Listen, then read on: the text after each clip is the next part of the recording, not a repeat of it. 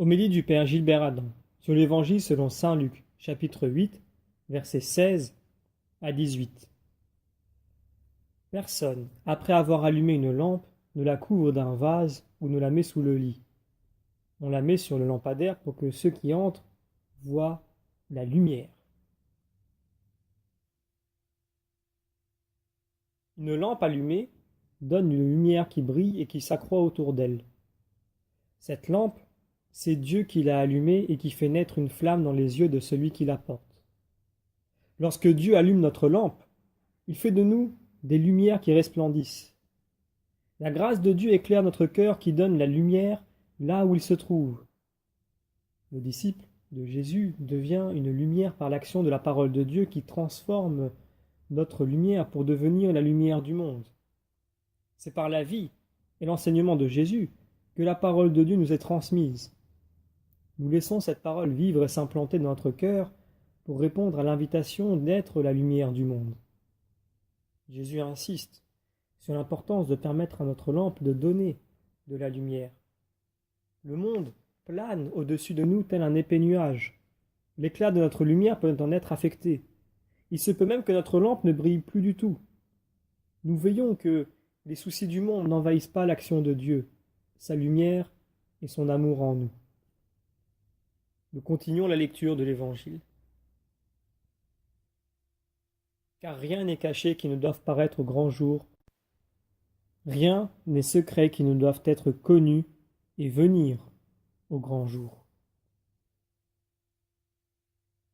Être trop pris par les préoccupations matérielles de notre vie pourrait recouvrir notre lumière. Nous risquons de négliger Dieu et son royaume sans nous en rendre compte. Il nous faut prendre garde à la manière dont nous écoutons. Rien de caché qui ne doive être découvert et rien de secret qui ne doivent être connus et mis au jour en son temps. La lumière et la vérité éclairent et révèlent notre réalité. Il est impossible de cacher quoi que ce soit à Dieu. La parole de Dieu est une source de vie et de grâce qui détermine notre action et la disposition de notre cœur qui entend la vérité. Ainsi, nous apportons ce que nous sommes pour accomplir l'œuvre de Dieu. Pour bâtir le corps du Christ, le temple de Dieu, nous nous recevons les uns des autres. Nous nous offrons comme des pierres de choix, des pierres vivantes pour bâtir l'œuvre de Dieu. Il nous faut croire que Dieu continue son œuvre. Un jour, la lumière de Dieu révélera tous les secrets du monde.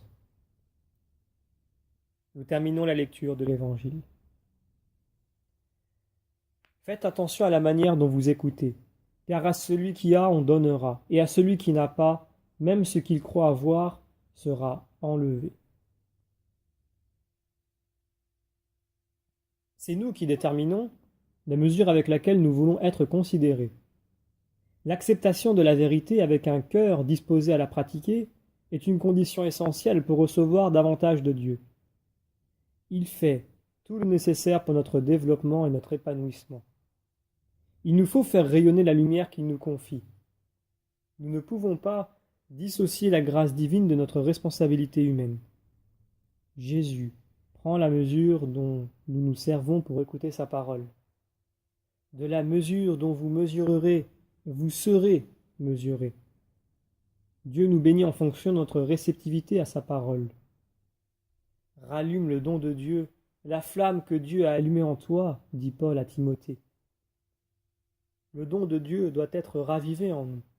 Celui qui a reçu un don et ne l'exploite pas est semblable à celui qui, après avoir allumé une lampe, la laisse s'éteindre ou la cache dans l'obscurité. Jésus nous propose de bâtir un monde meilleur en nous adressant au Dieu de la paix. Que nous soyons les artisans de la paix. Toute l'humanité est convoquée pour bâtir un monde de paix, édifier la nouvelle civilisation de l'amour en demeurant dans l'amour de Dieu. Nous demandons à l'Esprit Saint la grâce d'être fidèles au Dieu vivant et à nos frères pour écouter en vérité.